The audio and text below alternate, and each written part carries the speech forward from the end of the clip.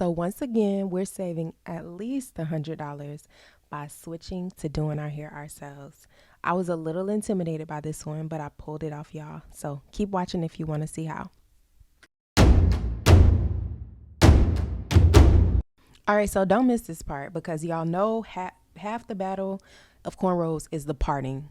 It can be extremely difficult.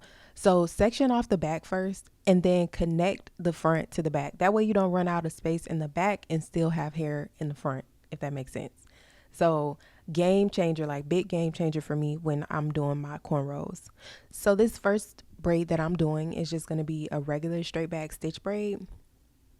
You see, I already have my hair molded down. I used my Kelly Logan braid and lock gel and just molded that hair down so that I could get it out of the way. That is going to help you to not grab hair that you shouldn't be grabbing because, you know, with stitch braids, you're grabbing section by section to try to kind of get those small parts on the side. So yeah, just make sure you have all unnecessary hair clipped away, and that's going to make your life a lot easier. As you see, I'm only adding a little tiny bit of hair to the front. I didn't want the front to be too bulky. I really don't like that look. So based on your hair density, you're going to add a different amount of hair based on your preference as far as like how bulky you want it to look. You're going to add a different amount of hair. So you kind of just have to play around with it and be patient and see exactly how much hair you want to add to your braid. Now, my next helpful tip is just simply take your time. That may seem obvious, but when your hands are up and your arms are getting tired, it's easy to try to speed through doing your own hair. But you have to understand that it's inherently harder doing your own hair because you're not in a relaxed position. So if you notice that your arms are starting to get tired, give yourself a break, go do something else, take a break from doing your hair, go wash the dishes, cook dinner, play with your kids.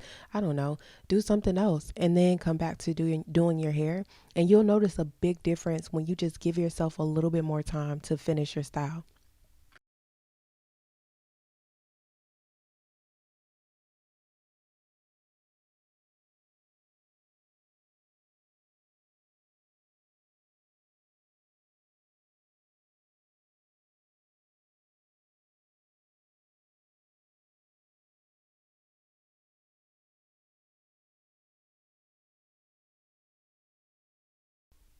And if you're gonna do baby hair, don't forget to leave those baby hairs out. Take your time to separate them out. Don't just use what you're left with.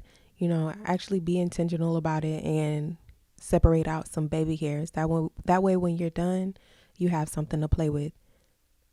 And humble brag, but look at the shine on my braid and lock gel. I'm so proud of this product. This is like one of my proudest moments because it took the longest for me to develop.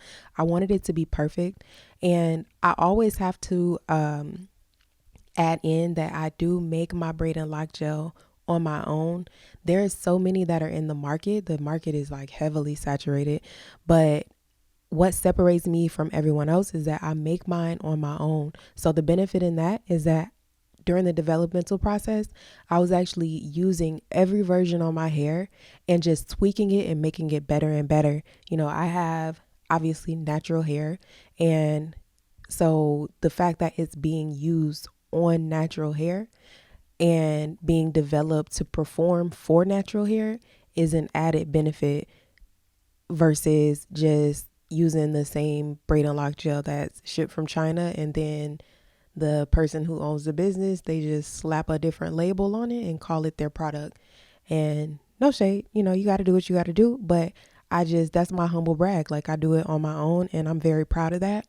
So I always have to mention that. I will never put my name on something that I can't talk about, that I can't tell you the details of, and something that I'm not necessarily involved in formulating. I want to be very involved, very hands-on with my product line. That's why it has my name on it. So as y'all noticed, I'm sorry, I'm not even talking about the braid, y'all. Let me not get distracted. So this next braid I'm doing is called a snake braid, okay?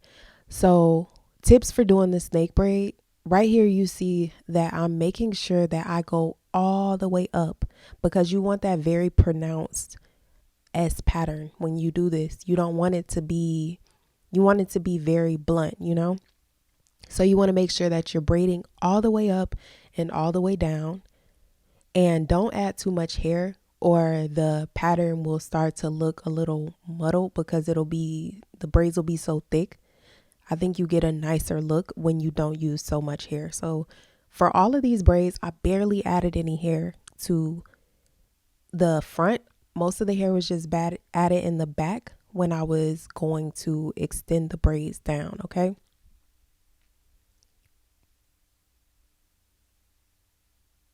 I think this was the trickiest braid because you're braiding to the side, which is something that I'm not very used to. But the more you braid, the better you get. I mean, just a year ago, I was not like anywhere near where I am right now with doing my own braids. So I am so proud of how far I've come, and I've saved so much money. So this last design braid that I'm doing is just like a little crisscross braid, and it's probably a lot easier than it may look. A lot of the time I get, you know, a little bit intimidated when the braid looks a little difficult, because it looks kind of complicated, but it's not. A lot of these braids are not complicated at all. So essentially what I did was, just you see what I'm doing. I divided the hair into four pieces. You braid the front two pieces, and then you feed the front braids into the back braids, but you crisscross them before you do that. And again, like I said, I'm using my Kelly Logan braid and lock gel. And baby, look at those edges. I use my Effortless Edges edge control on my edges, and that is a really tacky edge control. It's not like a greasy edge control like a lot of the ones on the market. It's more sticky and tacky, so it holds your edges in place for much longer.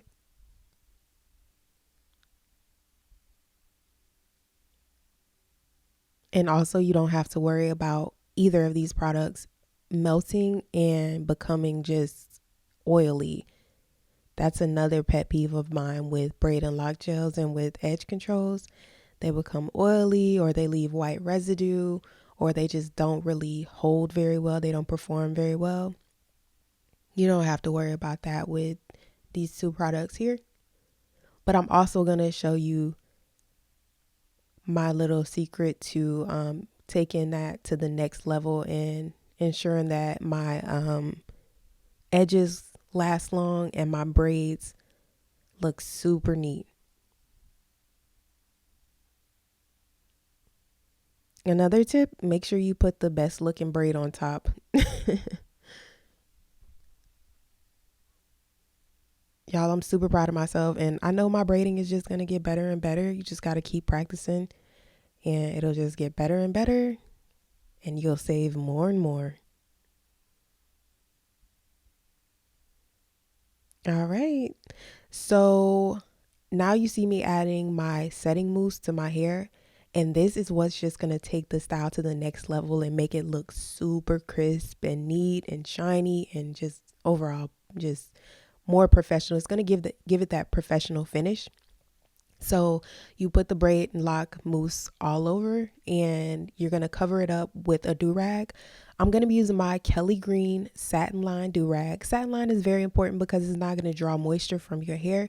Very important when you have natural hair, because our hair tends to dry out easily. So these are satin line. You can also get them from kellyloganhair.com. And you want to make sure you pull on that little cape in the back. That way you're setting the top of your hair. It's going to make the top of the do-rag nice and tight.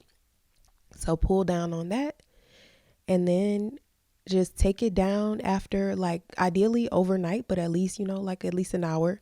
Let it set, and you'll see it's going to take it to the next level. But as always, guys, I just want to say thank you so much for taking the time to watch my video. I hope you did enjoy this one. Make sure you tick all of the things. Let me know how you feel about the video, and go take a look around the website, kellyloganhair.com. But other than that, I hope you have a great rest of your day, and I'll see you in the next one.